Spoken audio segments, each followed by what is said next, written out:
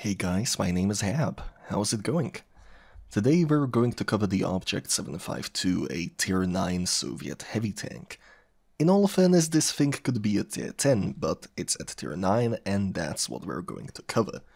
Anyway, I don't think I'm saying anything controversial by stating that this might be my favorite heavy tank in the tier, almost my favorite tank in the tier as a whole. It's really not hard to see why, but I might as well explain why that is. The gun is, well, it's really good. 430 alpha, 2 shots, 17-ish second reload. In terms of pure damage dealing, it's not too far off from the M5EO at the same tier, but the EO gets to reload almost 7 seconds more for a decent improvement in alpha, but one not really that grand, especially in comparison to this thing. Another benefit the object has is outstanding penetration with calibrated shells, 265, 384 and 73mm respectively. Basically nothing is actually going to give you any trouble regardless of being up-tiered, so in terms of consistency and performance, the 752 really does shoot for the stars here.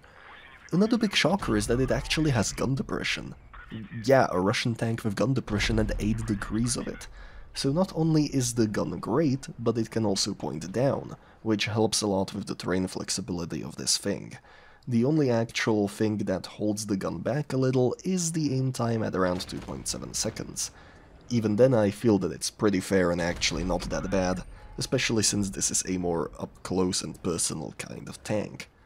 The dispersion is fine at around 0.36-ish, but I personally run the refined gun to get the dispersion down to a more palatable number. Overall, this is a gun that is very hard to hate. It works great most of the time and has a pretty solid burst to go along with it. The armor is also, well, great. I would recommend checking it out in Blitzhanger or Blitzkit, but essentially against many tier 8 tanks and some tier 9s, the upper plate is very tough to go through without Pramo. The lower plate is always pretty weak at barely 120mm effective, but is it really that big of a weak spot? Not really. A little bit of terrain magic makes the upper plate way harder to go through without Pramo, so that gun depression really works great there. But say, what about the turret armor? Well, this thing technically has an oscillating turret, so elevation and depression lift the actual turret a bit. So when someone's trying to go through your armor, just lift the gun up. The cupolas, which are normally not that big anyway, turn into a way more painful shot to take. Of course, if the enemy tank has enough pen, they can try going through your turret face. That can happen sometimes, but it's pretty rare.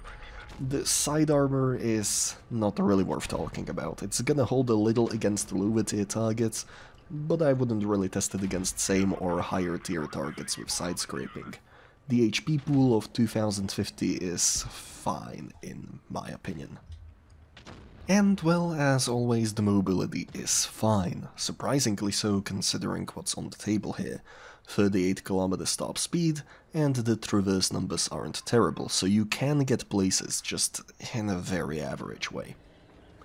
Before we get to our usual verdict, let's talk about the pros and cons. So, the pros: great gun, good armor, good gun depression, and works well in up tiers. And the cons: well, unreliable side armor, I guess.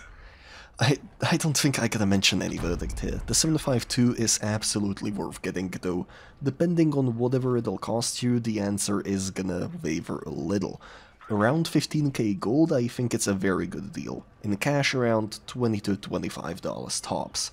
Crates I don't think are a very good way to get this thing, despite me, well, getting it from a mystery certificate. Regardless, this is an absolute top tier in terms of tier 9. Let's take a look at the replay, shall we? Alright, so for once I actually had plenty of choice to pick for a replay, because I was playing the 752 like a madman a couple days back, before I wasn't beaten down by depression once again, but here we are, tier 9, Oasis Palms encounter, of course, because I just do not really play Supremacy, so this is gonna be a pretty long battle, actually, as you can see by the timer. And oh boy, where do we begin? So first off, I looked at the team roster and figured I might as well go on the right for once. I really only do this in tournaments, but I decided, hey, I'll do this. I've got some real G's backing me up. Well, maybe once the KV wakes up. There we go, yeah. And you can already see just how stupid those turret cupolas would be to fire at from the front. Like, yeah, they're just... No, it's not really gonna work. So, where do I begin? This thing is just a massive bully. When they're top tier. Like, look at this Progetto. Oh, look at him. That is wonderful. And then you just load a HE shot, and yeah, yeah. I thought I could have landed the second shot in there, but if I would have needed like 1 second less of an interclip, and oh boy, there's a K91. We both whiff it. So, in general, you can kind of see the accuracy to be a little bit problematic there, but also the K91 was backing up at the time, so I would not really say that, like, until, like, medium-longish distances that the gun is a problem. Oh, speaking of which, the gun not being a problem, look at that Tiger too. He's all grey. And you can see that he actually landed a penetrating shot. And if you look right, he actually fired it at the flat-ish part of the armor. So, the odds of penning weren't actually that bad, but I think he fired a PCR considering the damage. Anyway, you can see that the mediums on that part of the map are getting a little bit roughed up. Unfortunate, so I decided, hey, we're gonna speed up the process. I have to actually start getting tanks out. If you absolutely see that you have to, like, take tanks out, but you want to go like, what would I want to do damage? No, take tanks out. Because the less tanks there are on the fucking field, excuse the swearing, but the less there are the tanks on the field, the easier a job it is to win. It's not really going to be the case here, but the Conqueror hasn't been the best to me this battle, but he did help a lot, so I'm willing to give him a pass. You can see the armor there against something like a K91 just is not that great. But honestly, against most of these things, it still works pretty well. Oh boy, just that Conqueror, just oof.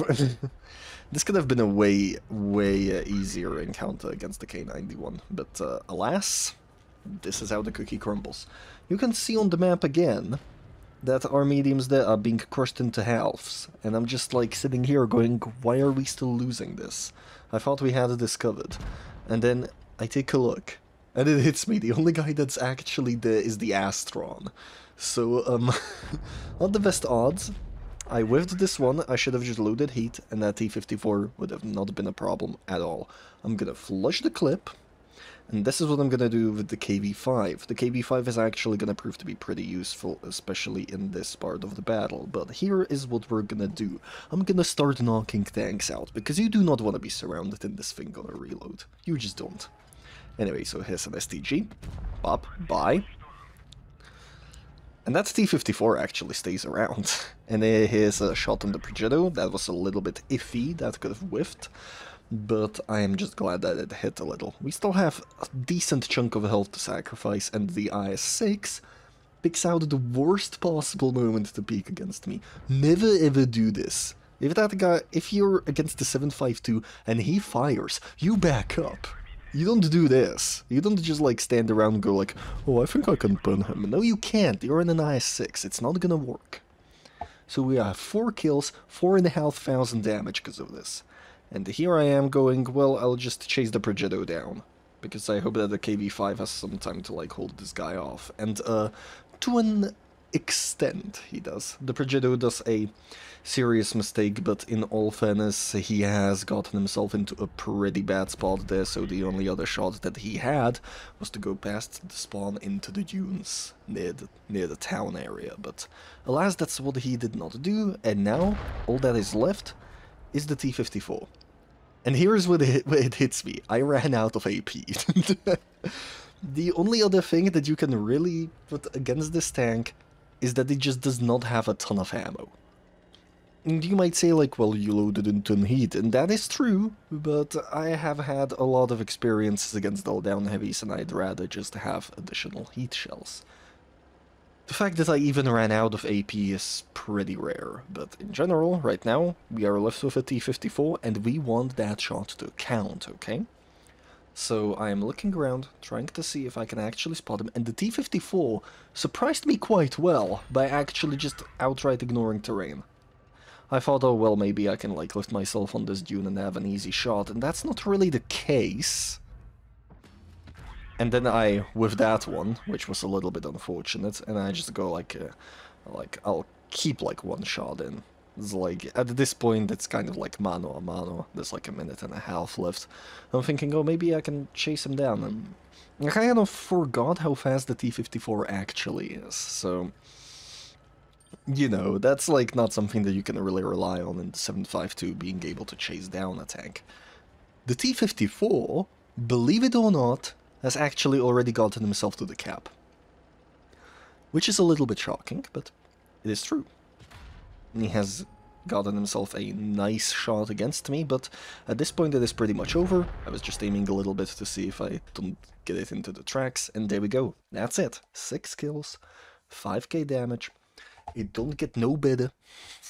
Probably because I'd be starting to run out of ammo at that point as well, and I would not want to envision the encounter against the T-54 with high explosive. So, anyway, yeah. That's gonna be it for me. I hope that you understood the manic, kind of like method to madness that I use with the 7.52. It is an absolute bully tank when it is top tier. When it is bottom tier, and you're fighting tier 10s, you do what you can to support your other heavies. You can still tank shots in hull down, but it is not that reliable. Like, not entirely. So if you're fighting something that has more than like 320, 330 heat pen, which is a lot of the tanks at a tier, you gotta be decently careful. You don't want to overdo it. But yeah, that's it. That's gonna be it for me. You know the usual spiel. If you somehow liked the video, feel free to like, comment, subscribe, whatever. And I'll catch you guys later. See ya.